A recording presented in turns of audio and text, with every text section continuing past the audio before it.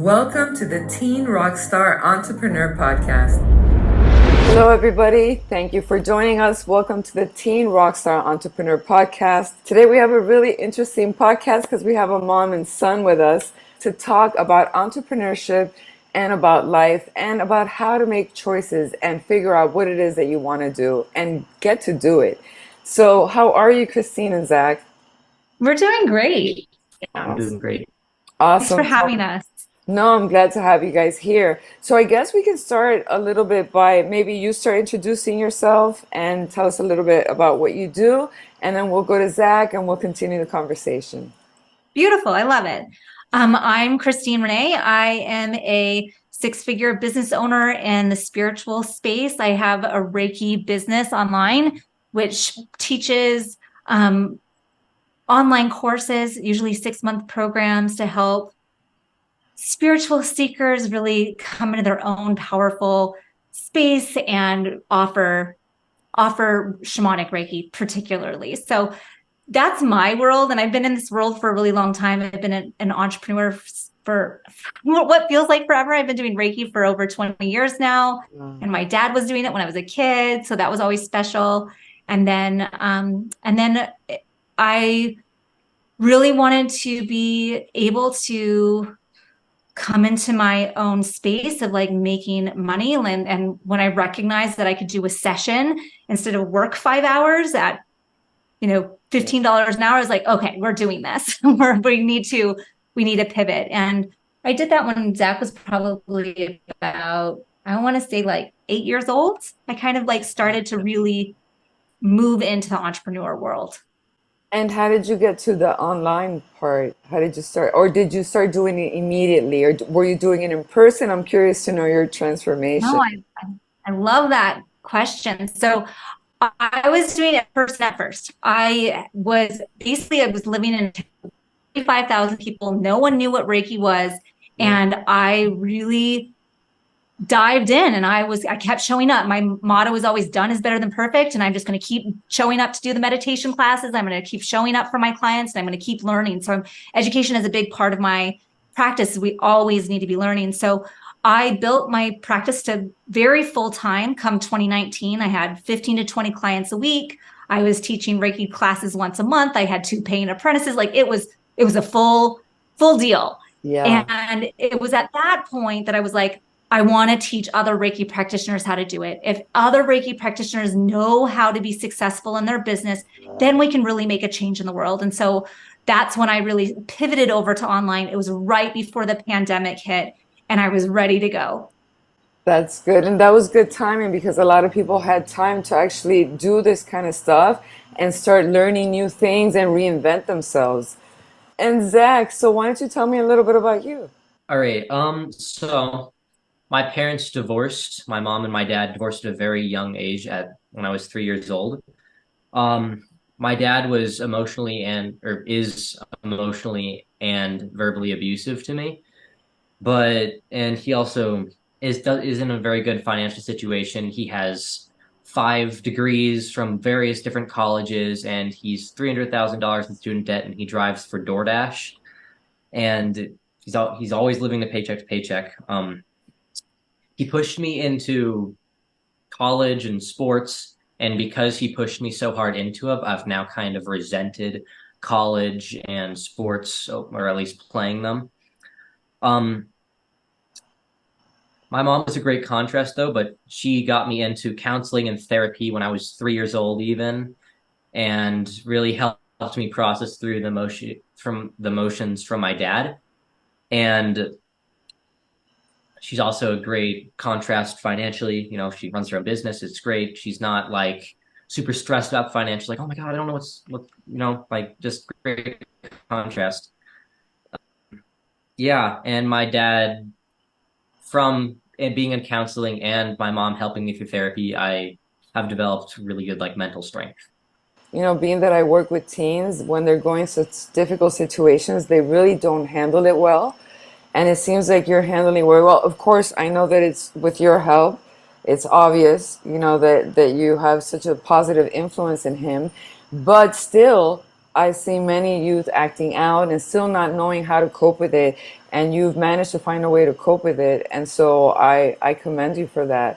And can I ask you, because this might help other young listeners, so I'm sure it must have been hard. What little things have you done to be able to deal with the fact that your dad has been abusive with you? What kind of things have you done so that it doesn't affect you and so that you stay forward thinking and not getting into trouble or using that as an excuse to do something that's negative? I think I've stopped caring about his verbal and like emotion. I've almost detached myself from the situation or built up kind of a mental or like emotional callous against it.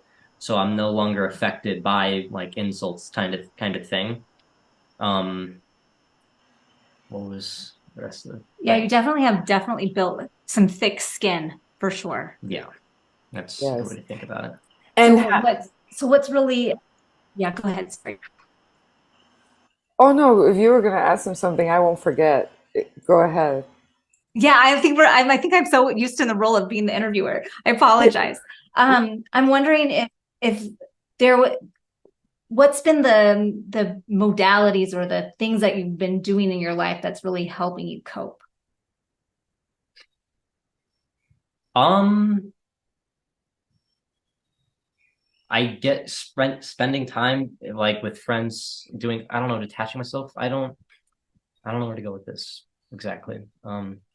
Okay, well, you know what we could do? I'm sure we have an idea of what it is. I think that maybe perhaps it has to do a little bit with what we want to talk about, what it is that you're working on, how you've helped your mom. Because I think that with a lot of youth, and with everybody in general, life comes with challenges. Sometimes we don't understand why we're given like maybe the parents we have or the challenges that we have, whether it's a physical disability or a mental disability or whatever's holding us back, right?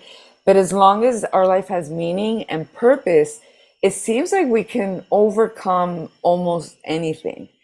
So I want to talk to you about what it is that you've been doing with your mom, because I feel that maybe all of this has played like an important role on how, you stayed positive and you haven't like fallen down into like any really negative behavior or done anything that's actually affecting you or even being unproductive with your time. I think you've been pretty balanced. So tell me a little bit about how you've been helping your mom and what you've been doing. All right, so I think maybe 5 years ago is when I first started editing videos for my mom. So she'd like find clips from her podcasts or her webinars or whatever it was, and then I'd take them into my editing software and make them into short form content that she could post. More recently, I I started, what am I saying? This is my first time that I've been on interview like You're doing online, so I'm great. not good at articulating stuff completely yet. Well, you're doing great. So So what I'm doing now is I'm taking her whole podcast or her webinars and I'm putting them into an AI software that edits them and makes them into YouTube Shorts, Instagram Reels, Facebook Reels, and all that. And then I have a software that automatically posts them to her channels. And once a week, I'm coming over and we get 14 videos for a week, so posting twice a day on all of her social medias. And it's so been a fun journey. Like I remember just a few years ago, we were doing green screens in his bedroom and making videos for really marketing advertisements for me. And it's definitely been a process, but always video centric.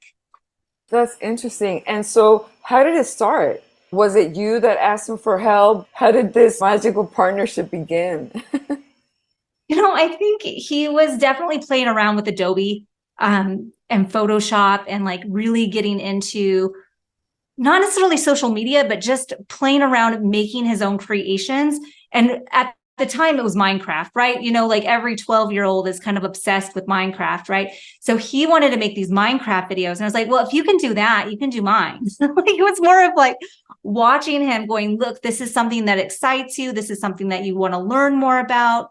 Why don't you try to do this one? And so I kind of just stepped into the role of like seeing what he could do. And Once he got the green screen, I was like, okay, now let's have some fun with this. And he was always my coach. So like he would be like, mom, you have to stand this way, or your shoes are in the picture, or mom, you can't wear green on a green screen. Like he was just really good at helping me see it from the production side of you. And we have made some really crafty and creative videos. That is so cool. How did you start doing this? Did you take a class? How did your evolution begin? So I think it probably started from watching Minecraft YouTube videos, watching other YouTubers do all of their Minecraft videos, playthroughs, whatever it was. And I'm like, I could do that. And I'm really young, so I have an advantage over everyone else because I can get more experience. So I started recording my Minecraft stuff on my computer, importing into an editing software like Premiere Pro, and then I started editing them, and I was good at it, so I made my own YouTube channel, and that's how I think I originally got into the whole video editing and production side of things. You know, what's funny is that even for a lot of his schoolwork, he's been able to opt out of like writing the essay if he could make a really cool video. And so he'll be locked up in his room for 30 hours, make a video instead of writing the essay. And they are awesome. So instead of writing an essay on Greek mythology, I've seen some really good videos come out of animations and all of that. Right. Yeah. Wow, that's amazing. And you see, I love the fact that we think that there's certain rules, but they can be broken in that sense. Instead of having to write a boring essay because you've been so innovative about it, now you could do a video. So they get you turning in an assignment and you get to do something you really love. And I hope it's an encouragement to anyone that's listening. Do you think that you got your inspiration from watching your mom and it started giving you ideas? Or did you get your inspiration from school? How did you realize that this is something that you wanted to do? Well, I got the video edit, like the whole production side of things from YouTube videos, but I got the whole business thing.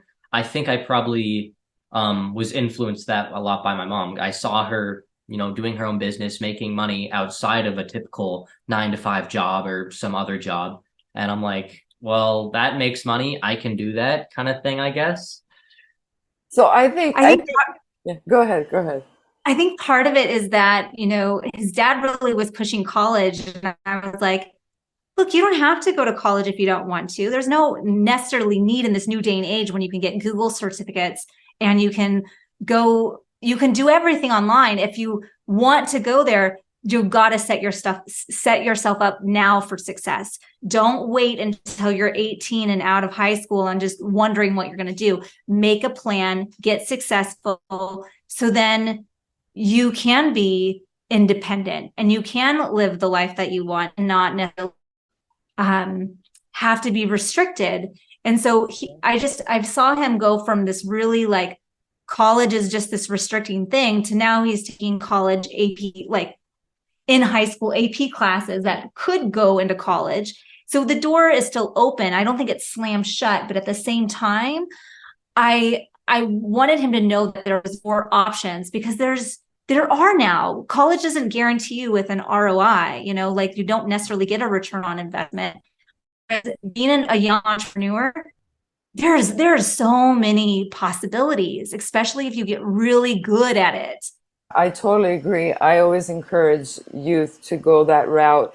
And even if they do want to go to college, I always encourage taking a year or two to work or to get an internship or even try entrepreneurship. Just take a couple of thousand. I mean, you're going to put money into college. Why not try this out? Because it might work. The estimates are that about 70% of graduates never get a job in their career of choice. Especially after COVID, the numbers have been worse. And so they have to end up getting a job in the service industry.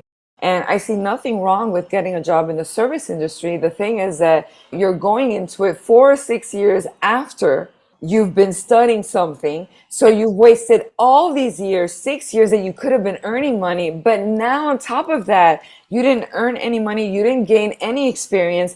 And now you're in debt. I know a lot of students that are $50,000, $100,000 in debt.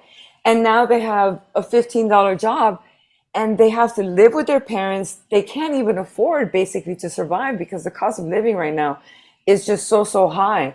So I always tell families to make sure that whatever career choice they're going to make, one, they've researched it, two, they know that there's a market for it, you know, and three, that really it's not a guarantee. Just saying, I have a diploma, you know, I don't know if you guys seen Right, that video exactly. trend on YouTube that has been going on about graduates burning their diplomas on camera because it's been worthless to them. So I'm going to burn my degree. Unfortunately, my camera ran out of battery, so I'll just quickly show you the remains of my degree. Today I burned my degree in honor that college is a fucking scam.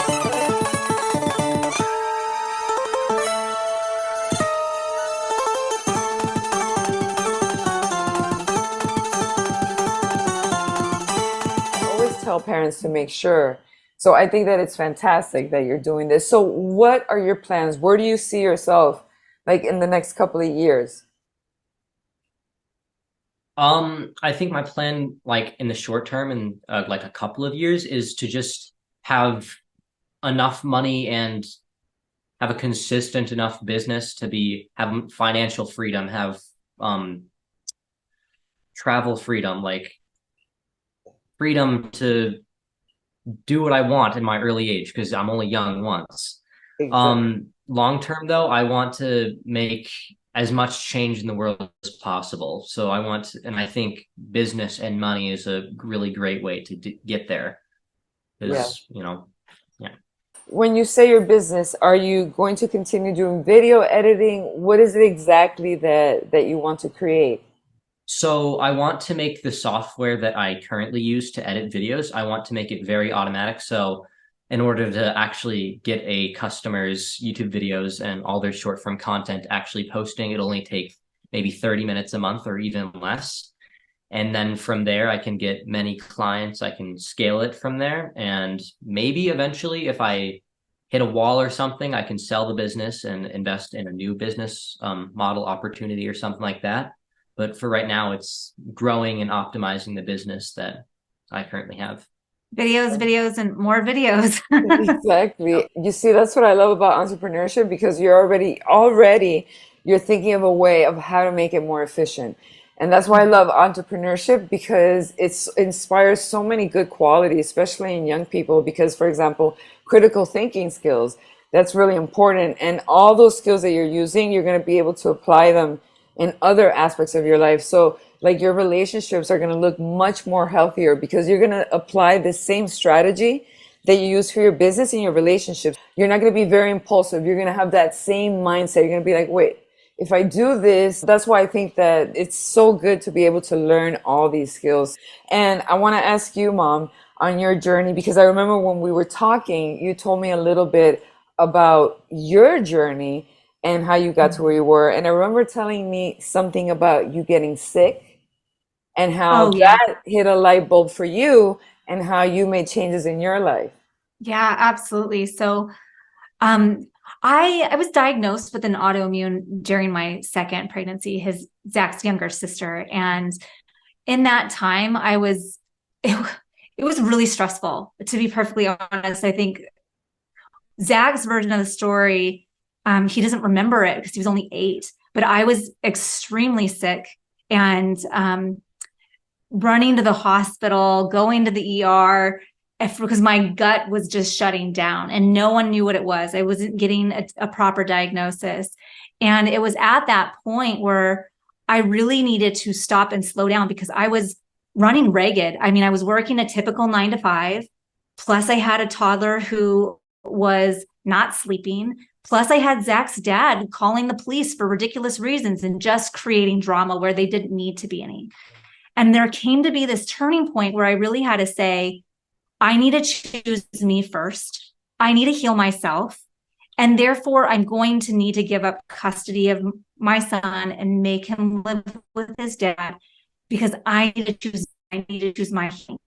And in that process, it was a huge spiritual awakening in a way because I had to reconcile, look, Zach, his soul, his spirit, he knew what he was getting into before he joined us on this earth side. Like he knew what kind of father he had and he knew what kind of mother he had.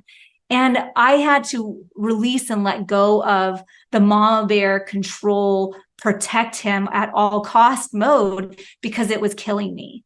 And so in that pivot of like choosing me, that is when my business was born, because I quit my job and I started taking care of myself, and I started meditating, and I started practicing Reiki regularly. And in that, I started seeing clients within 6 months, and I was able to take Zack back and like take custody on again.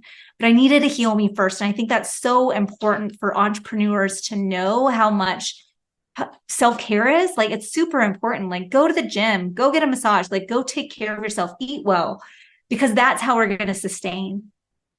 Yeah, and also as mothers, because as mothers and women, we tend to self-sacrifice a lot, and at our own cost. I always give the example of when you go get on an airplane, how when the mask comes down, they always say, put it on you right first, because if you pass out, you're not going to be any good for your kids.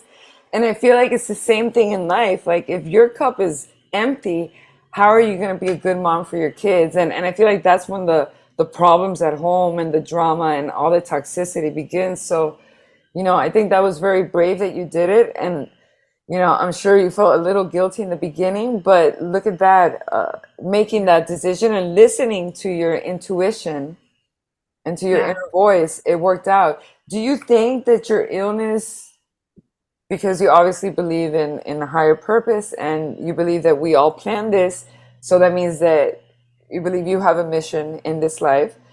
So do you think that your disease was probably the only way that you would have listened, and so that's what happened in order for you to, what do you think? Yeah, I feel like my spirit guides were just going to continuously make things more difficult and harder until I dedicated my life to what I was supposed to be doing, my true calling. And so everything got hard until I released control, let go, and started doing the self-care work. And so they would have found other ways to make my life more difficult until I needed to hit rock bottom. I was so scared that I was not going to succeed, that I was going to be a failure, that I wasn't going to be able to make money. I couldn't keep a roof over my head. And I just needed to go, you know what? It's not worth it anymore. I have to give up everything. I have to release attachment and do what my soul is calling me to do and see if it works. And in that way, I was able to explore it and go, oh my God, I love this. It fills me up. It doesn't even feel like work because I'm doing something I'm passionate about, and everyone can feel that energy and that passion. And so more and more clients come and more people show up for my classes. And so it continued to grow and build. And I'm very happy with what I do for a living. Yeah, and it's so true. Isn't it funny that sometimes our fear, it keeps us from everything good and everything that we want.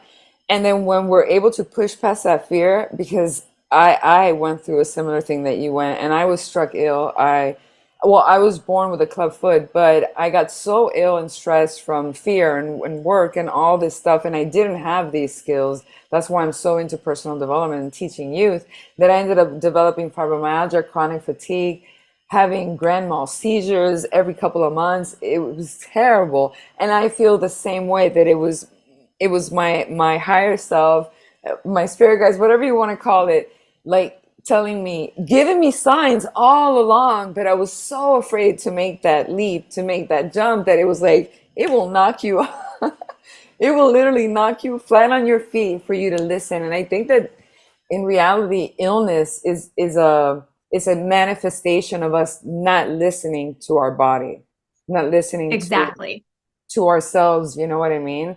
And letting all that stress Yeah. accumulate in the body. And tell me, so that everyone can hear, what was harder? Wasn't it harder walking around with all that fear and doing something you didn't love than taking the leap? Absolutely. I feel like I was drowning before. Like it didn't matter what I did. It was all going to be uncomfortable, whether it was dealing with Zach's dad or struggling with my daughter or whatever it was. Like, it was all going to be hard until I could go, I am responsible for my emotions, my feelings, my actions, and what I'm going to do with my life. I'm responsible for that. And I'm going to take the responsibility and I'm going to create the life that I want.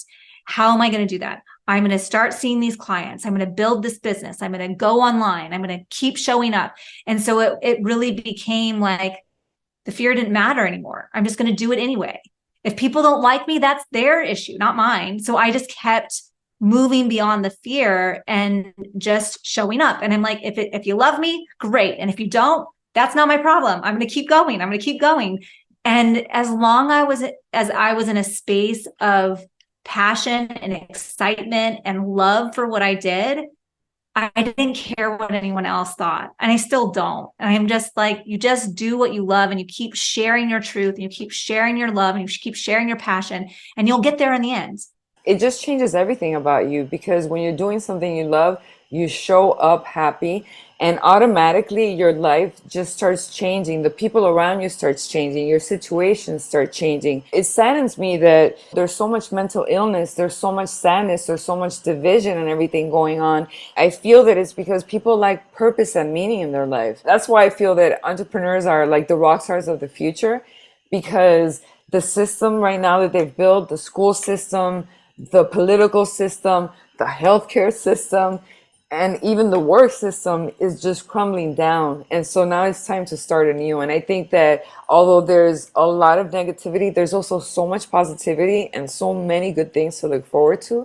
So I encourage everyone that's listening to, no matter what's going on in their life, if there is something that you want, sit down, write down, and start planning. And I feel that writing is magic too. Start planning, because you can, as long as you have the right mindset and confidence and believe in yourself, you can do whatever you want. And I want to ask you one last thing, since we're talking about this. How do you feel your life has improved, like personally and with everything else in manifestation? You were doing your 9 to 5, living that life before, and living your life now. Like, how could you describe like the changes that you feel and that you see? It's like night and day difference. Like I feel like then it was all about the rush. It was all from the moment you wake up, you're stressed out. And the moment you fall asleep, you're stressed out. And you can't barely sleep because you're stressed out. And I was living in this state of chronic stress. And so much of our world in this day and age, with the housing costs, with the food costs, with just the struggle of what our modern day is. We didn't have this 100 years ago, 200 years ago, and so we're in a modern day of chronic stress. And so that was my past life, like in this world of, before I made the pivot to be an entrepreneur, it was just chronic stress. That's all it was. And now I'm in a space of, I bought my own house. I can travel. I do take my work on the road if I need to. I'm going to Costa Rica in a month. I'm doing Ecuador in April. I'm hoping to go back to Japan in the fall. And it's all business. Like, these are business expenses. Exactly. And now I get to live in the flow. And so it went from chronic stress to being in the flow and in divine co-creation with the universe, is the way I like to look at it, of going, what is my divine calling for today? What's my divine calling for this week? What am I going to create and manifest in the world? How do I want to support my clients? How do I want to support my students? And all of that brings me joy. And so then you have clients that are super happy. You have students that are student happy. You have the testimonials showing up and people who want to share that the support that you're offering them. So there's a huge ripple effect in my world, and I see it every day. And that ripple effect brings me joy, and I just want to keep doing it, and I love it. How has it improved your personal relationships? I'm curious to see how you've seen all that picture change. I was living under the subconscious limiting beliefs and self-sabotaging behaviors, as a lot of us do. And the more I learned about mindset work, about becoming a life coach and spiritual coach and business coach, like when we start to watch our thoughts, and if we're talking bad about ourselves, that's what we're going to manifest in our reality. That's what we're going to create, that I'm not good enough. Like, everything's going to go to crap. Like, it doesn't matter. Like, if you're having that inner voice, you need to stop and go, who does that belong to? Yeah. Who is that voice from my past? Was it a parent? Was it a teacher? Who was that? And go, you know what? They don't get to dictate my life anymore. And hit that unsubscribe button. We do not need to let these renters in our brain take up space. We need to kick them out. We need to evacuate them. It's so so that funny. we can really go, this is, No, continue. Right? Like, I think there's that big piece, and I think that's what I've seen at Zack too, that he went from just a matter of a few years ago. I feel like that was where all the anger had to transmute.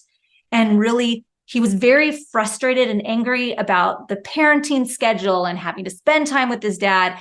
And as soon as he really started looking at the mindset books and really starting to go, how can I create the change? Like, I was really proud of him this year. He was like, he told his dad at the beginning of this year, 2023, that he wasn't going to live with them unless he got a family counselor. And so it was like, look, boundaries. Guess what? Boundaries is a huge step in the self-healing process. And so it really was this, in my mind, what I saw was a very pivotal point with him going, I'm not going to spend time with you unless we have an advocate, if we have someone that we can work with. And in that way, by him taking that responsibility of going, this is what I'm available for, and this is what I'm not going to be available for you screaming at me all the time unless I have someone to work with and help us work through those moments. And so he lived with me for about 5-6 months straight this last spring. And then the counselor happened, and like, there's more balance and more choice for Zack, knowing that he's got someone that he can talk to. And so it's all of these pieces of recognizing, what am I responsible for? How can I not let another person's energy affect mine? How can I be responsible for my own actions, thoughts, and choices? And I think that's where every teen, if they can get to that point, guess what? You're years ahead of your game. Yeah, absolutely. And one, I commend you, because boundaries is so important. I'm glad you're starting to set boundaries already, because the fact that you're doing this now and that you're establishing these boundaries with your caregivers, because they're the most important relationships of our life, and they're the ones that determine our future relationships.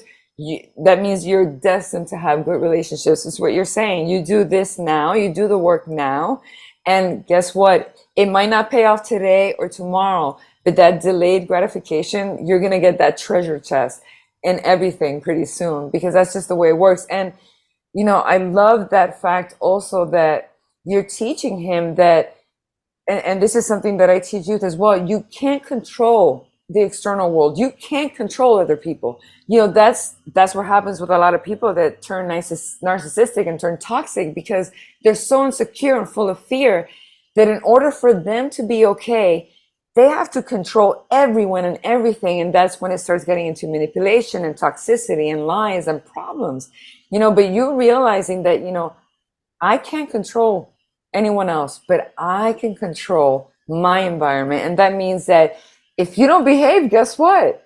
You're not in my circle. It's as simple as that. Yeah, and exactly. That's the way that we find that we help our children develop self-control, teaching them how to establish healthy boundaries and teaching them mindset that, you can't control the world out there. If someone doesn't like you, it doesn't matter. It's what you were saying. As long as you like you, that's what matters. We spend our lives trying to please other people and trying to make other people like us. And it really stems from the fact that, we're not content with ourselves. So I commend you for being able to set boundaries, find passion in something that you're doing, and sticking at it and working at it every day and making plans. And I hope that the families that are listening out there, whether it's a young person, you get inspired into being a researcher and going out there and looking online and seeing what it is that you want to do, taking classes, watching YouTube videos, doing whatever you have to do, but expand your choices. There's so much you can do, whether it's going to college or being an entrepreneur or getting an internship, being a freelancer. The world is open to you, and you can do it if you think you can. So get books, work on your mindset, watch other people online that you admire, and practice. And I want to thank you guys so much for joining me. Zach, is there something that you would like to maybe tell young people that, you know, are feeling confused or are not happy or struggling with their home environment? Something that you feel like might help them, or something you would have told yourself when you were going through the hard time back then? There is so much support and help that you can find online if you just research and look into a specific problem you have. Someone else on the internet has it and they can help you solve it. It's fantastic advice, you know, because sometimes we feel so lost and we think we're the only ones. Thanks to the internet, and there's so many advantages to that. If you don't let the internet use you, use the internet instead. And that's the key. So thank you guys so much. This has been an awesome interview. And thank you guys for listening to another episode of the Teen Rockstar Entrepreneur Podcast. We will see you on the next episode. Hey Rockstars, that wraps up another electrifying episode of the Teen Rockstar Entrepreneur Podcast, where we dive deep into the journeys of incredible minds shaping their destinies in the world of business, solo, and entrepreneurship. Now, before you hit that pause button, I've got some exciting news for you. If you're ready to take control of your life, eliminate anxiety, insecurity, and fear, then look no further. Head over to the teenrockstarentrepreneur.org website to grab your very own copy of the comprehensive 140-page Designer Life Blueprint Teen Workbook. This workbook isn't just a guide, it's a roadmap to unleashing your true potential. Packed with insights, exercises, and strategies, it's your key to crafting the life you've always dreamed of. A life where challenges are conquered, dreams are pursued, and happiness is your companion. So what are you waiting for? Visit teenrockstarentrepreneur.org and kickstart your journey to a life of purpose, passion, and success. Stay inspired, stay motivated, and remember, your journey is just getting started. Until next time, keep rocking and rolling towards your dreams.